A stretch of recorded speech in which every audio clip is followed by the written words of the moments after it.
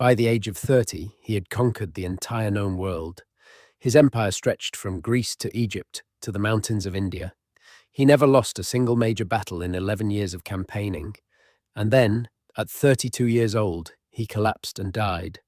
And for 2,300 years, no one has been able to agree on how.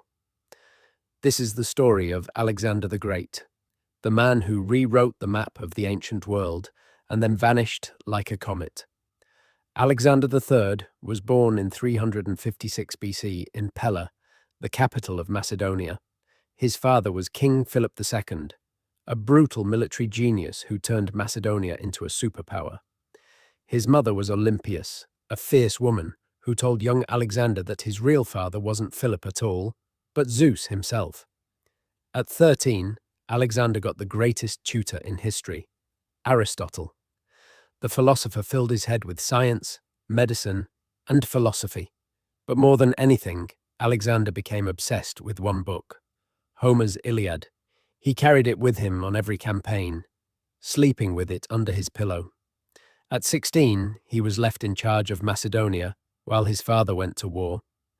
At 18, he led a cavalry charge that shattered the elite sacred band of Thebes.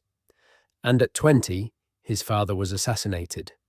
Alexander seized the throne, killed every rival, and crushed any Greek city that dared to rebel. His father had dreamed of conquering Persia. Alexander was about to make that dream a reality.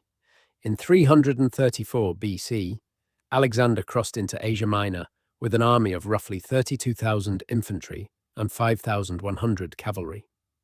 The Persian Empire, ruled by King Darius III, was massive, wealthy, and outnumbered him at least 3-1. But Alexander had something they did not: speed, discipline, and a leader who fought on the front lines. At the Granicus River, he won. At Essos, he won again, and Darius fled the battlefield in terror.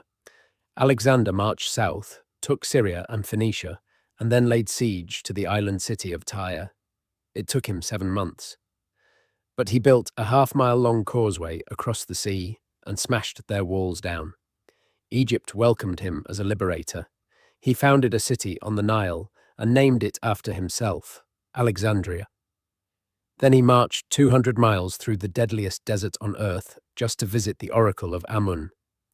The priest called him Son of the God. Alexander walked out, believing he was divine. In 331 BC, he met Darius for the final time at Gaugamela. Despite being outnumbered, Alexander smashed the Persian army. Darius fled again and was later murdered by his own men. Alexander declared himself king of Asia. He pushed further east than any Greek had ever gone, into Bactria, Sogdiana, and finally, India. There, he faced King Porus and his war elephants at the Hydaspes River. Alexander won again, but his men had had enough. After 11 years, 20,000 miles, and endless battles, they refused to go further.